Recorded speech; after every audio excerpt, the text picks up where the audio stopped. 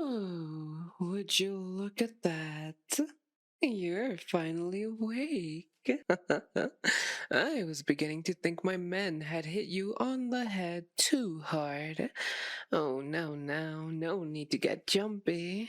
So far, you're perfectly safe. But that can change very quickly. Got it? Good. See, you might recognize my face from the council meeting a few moons ago, but even if you don't, it doesn't really matter.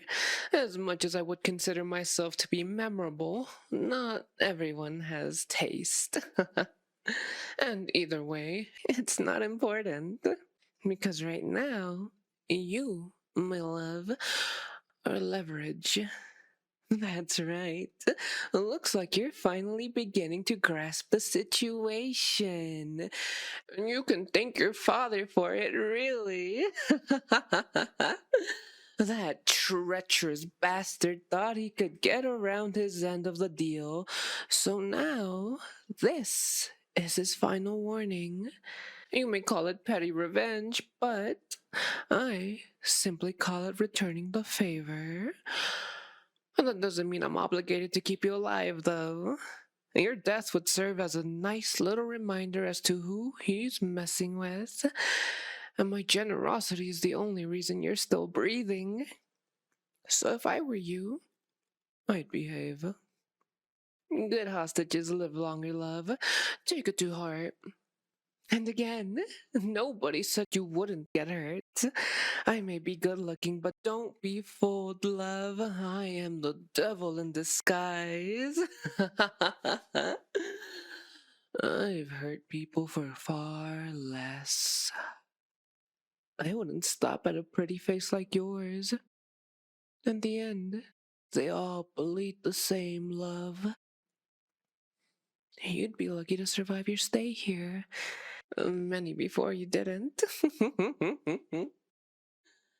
See, my father isn't really a good man, so he has no shortage of enemies, and neither do I.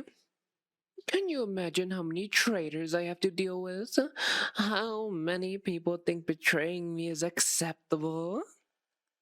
Under different circumstances, we'd pay them a visit personally and refrain from pulling others into it. But this time was a bit different. You see, your father declared war on us, and taking him would have been so much more difficult than taking you. He also has enough men to replace him and go through with the plan in his stead. So, next best solution, take something he can't just replace and go on without. His favorite child and the heir to the throne. Oh, it's obvious you're his favorite. You're intelligent, brave, and quite the looker, frankly. He always speaks so highly of you whenever your name is mentioned. I'm not even sure whether you have any siblings at all. That's how focused he is on you. You must be real special, love. I suppose I'll have to find out for myself what you're capable of. Wouldn't it be such a shame if this were the end of your story? The two of us could still have a lot of fun if you play your cards right. Meaning, you don't act up and you behave. As a royal descendant, I'm safe to assume you know how to do that. It's upsetting how many peasants don't. But you're better than that, aren't you? Otherwise, I'll have to force your respect. And you surely won't enjoy that, love. But now that the formalities are out of the way, I do plan on being at least somewhat of a decent host. You are free to move around within my quarters, but don't even think about escaping. I have guards stationed at every possible exit of this room, and the windows have bars, as you can clearly tell. And don't try and butter up any of the guards or servants here either.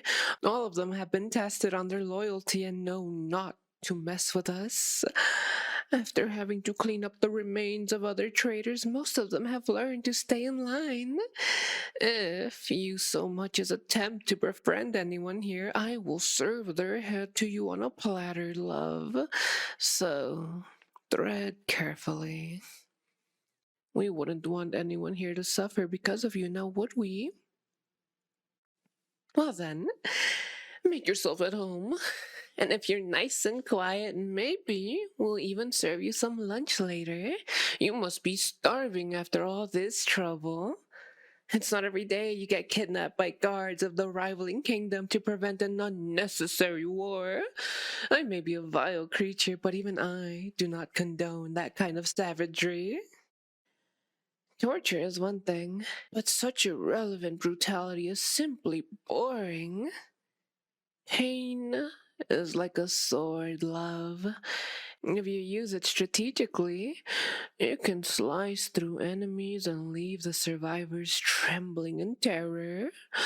On the other hand, simply swinging it around with brute force, you end up either barely leaving a scratch on your opponent's armor or in a bloodbath, both of which entirely fail the purpose of such a finely crafted weapon.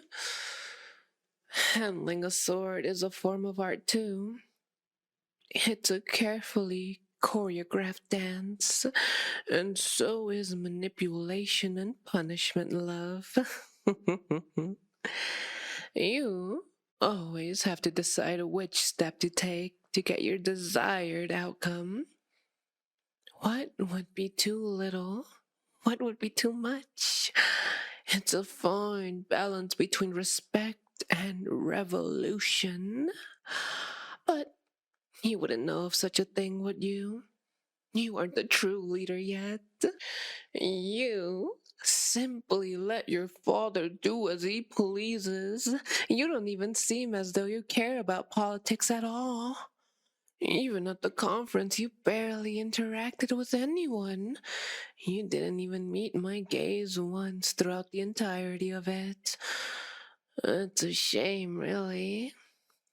If you'd been more open, perhaps the two of us could have become allies and it wouldn't have come to this. Two kindred souls overshadowed by their terrible fathers. We might have made a good pair. But now it's too late for that. You had your chance and decided to let it pass. With me, the two of us could have left a lasting impression on this forsaken world. I know I still will.